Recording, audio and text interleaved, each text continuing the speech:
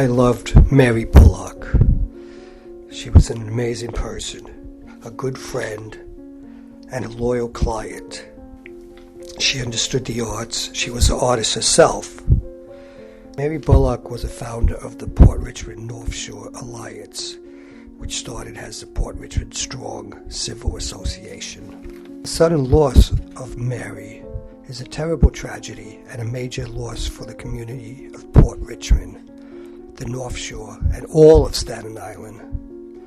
Mary was an energetic and devoted civil leader, committed to improving the quality of life, cleanliness, and reputation of our borough for the betterment of all who call our borough home. She admired art, history, she respected the military, respected the flag, loved her community, and was a driving force. Her knowledge of Staten Island history was absolutely incredible. Mary's family roots trace back to 1665 in Port Richmond, long before the nation was even formed. She especially loved the historical Dutch Reformed Church on Port Richmond Avenue. It was a building she would later champion and preserve.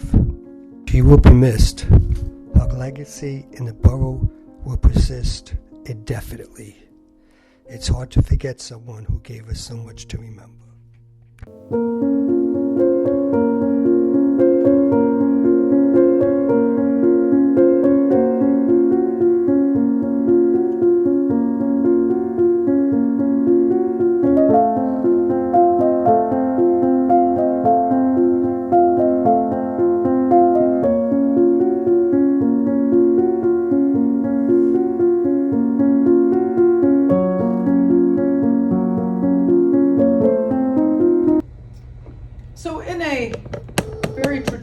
Dutch Reformed funeral. They're not called funerals or memorial services. They're called services of witness to the resurrection. And it would typically be that there are no eulogies. My father died 6 weeks ago today, and he was the president of the Dutch Reformed Seminary in New Brunswick, New Jersey. He was like the chief Dutch guy among the Dutch guys. And so we're getting ready for his memorial, and there's a lot of debate over these eulogies. How many can we have? Can we have them at all? I'm like, well, he had planned his own, no eulogies. Because the idea is that your whole life is actually a testimony to the gift of God's grace in it. I have to say I'm really grateful for this opportunity because we're going to have 3 eulogies. Because we're kind of rebellious around here. Mary's whole life is dedicated to revealing God's grace in the moments she knew about it and the moments she wasn't so sure about it. And as we talk about the way she cared for others, cared for the community around her, her whole life can serve as the sermon or the homily, as the message and the living out of the scriptures. And so it gives me great joy to invite Congresswoman Nicole Talley. I just wanted to come today to join the community. Obviously this was a very sudden, shocking, tragic loss for all of us who knew Mary. But Mary was someone who I know that we will carry the work that she did in our community on. I think that's the most important way that we can remember her. I got to know Mary when she was so involved with the Dutch Church, working on behalf of our veterans, wanting to honor our veterans, and also the work that she did for the Port Richmond Civic Association. Mary was somebody who was an activist for her community, whether it was her home association, whether it be the Port Richmond community, whether it be the entire Staten Island. She loved our veterans. She loved our small businesses. She wanted to support our small businesses. She was an artist. She loved the art and culture community, as you could see displayed here today, her own personal work. And she always wanted to do better to improve Staten Island, her home, where her family spent generations, right? Probably longer than anyone else in this room, his family has. So I just come today to offer my condolences to her sister. Thank you for allowing us to be here today to honor her and her memory. And as I say, I know this is very difficult for those of us who knew her and worked with her, because she was a leader in so many ways. I mean, right? She really was the one who, as you say, take the bull by the horns and get things done, and pushing and pushing and pushing. It's up to us now to honor her memory by continuing the work that we do together. So thank you everyone for being here to remember Mary, and may she rest in peace. Person that obviously is very close to Mary. They worked very closely together with the Port Richmond Civic Association. Mario. I thank you all for coming. Just to piggyback on what everyone else is speaking about Mary, we could all be agree that her love for art, historic preservation, our military, our United States flag, the roaring motorcycles from Rolling Thunder, which is seated in this room. She loved them. You know, she was my guiding light for this Civic. When it first formed, I was sitting in the chair and she was up here. You know, then she asked me to partner up, and here I am, you know, neck deep in it. My girlfriend's seated in the audience over here. She has to deal with the, you know, the back room yelling and what's going on, and you know, she tries to tame me. But it was Mary that commanded me to go out there. She was Port Richmond's. She is Port Richmond's Pat. You know, she directed me where to go. You know, how to interact. All the letters that went out were her words, not mine. How I was to interact with elected officials and agencies on issues that went on in the community. She directed me on how to make that approach. Nothing went out with unless she approved of it. We are going to move forward with the civic group. Right now we're on the ropes, collecting myself. We have other people that we're going to be speaking with, and we're going to continue to serve the community on the North Shore of Staten Island. And it would be upsetting for her if we folded up our tents and walked away. And that's not what the civic group's about. We're here to help Susan today, tomorrow, next week, at any time. Sorry we met, you know, under these conditions. This was a real blow. And that's that. She was a great woman. She will always be the president of this civic. We received the approval from Susan for her name to be on every letter that we correspond with the city, state, and federal agencies and all the elected officials. And we have people that approached us to, you know, take the helm as a chair.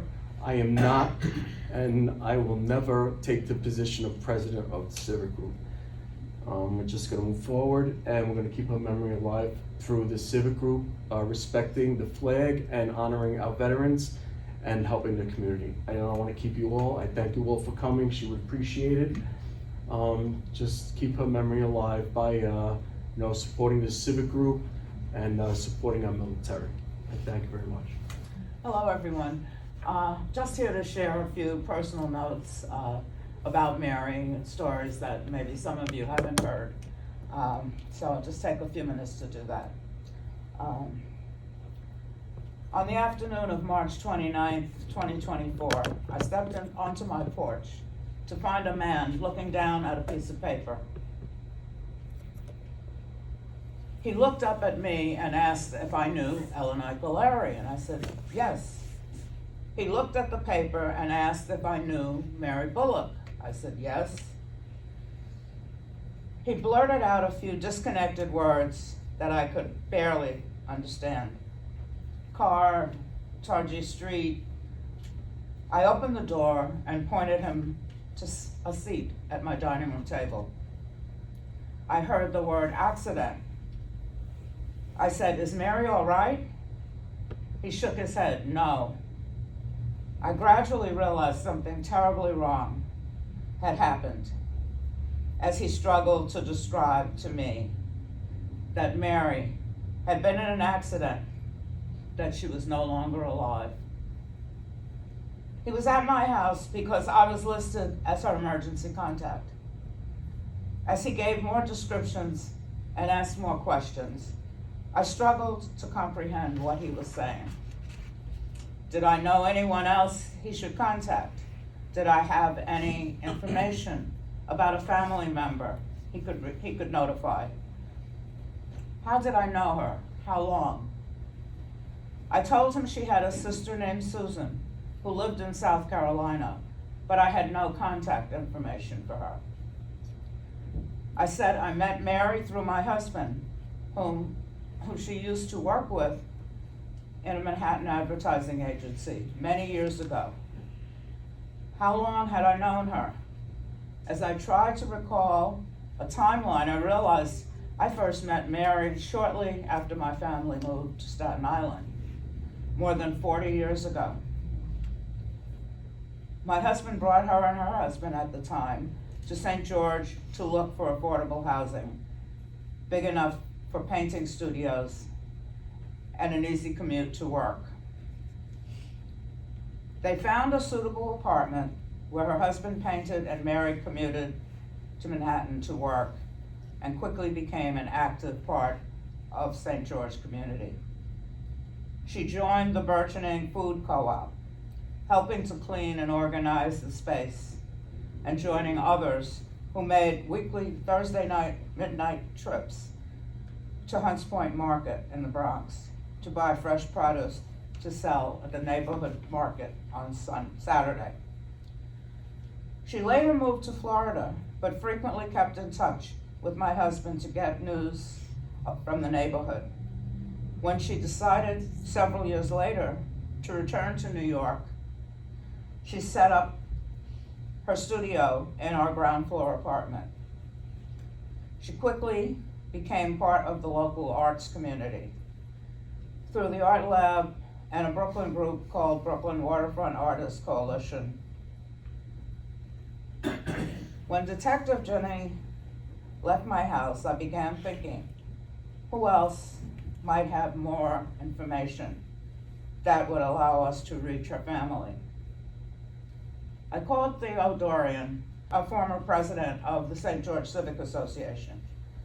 I mentioned to him that Mary and I first bonded around the fact that we had the same middle name, Louise, and that we grew up on opposite sides of the Hudson River, Mary in Edgewater, New Jersey, and me in Harlem.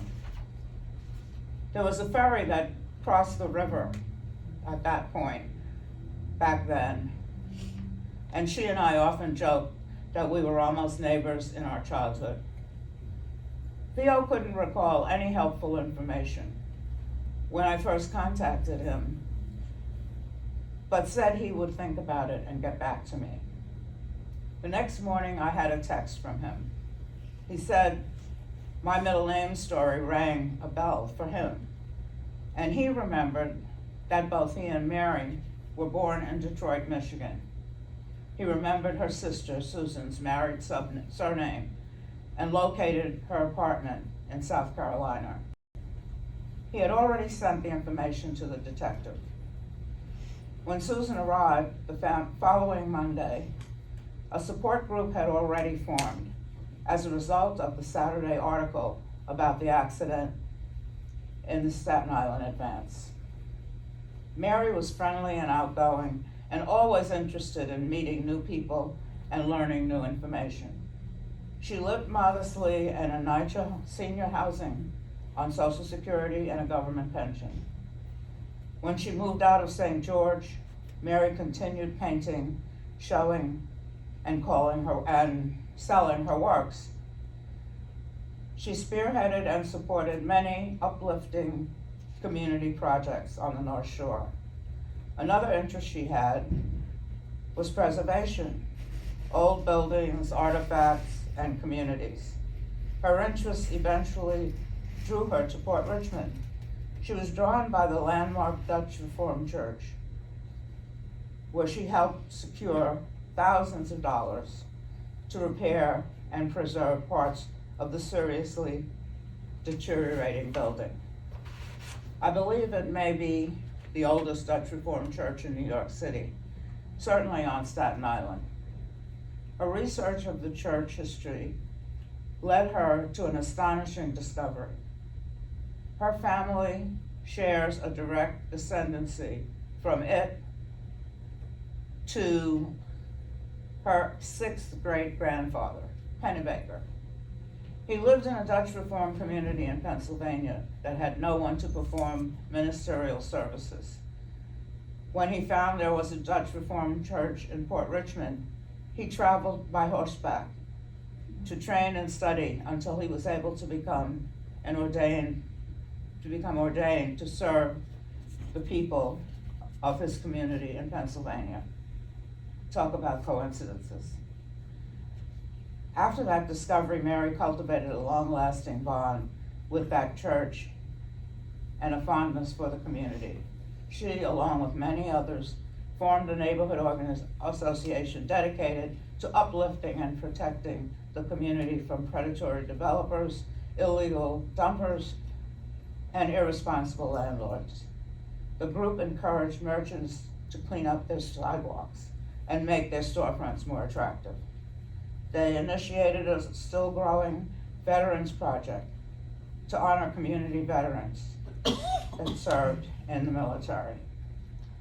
Mary often shared details of their lives that she found fascinating with me.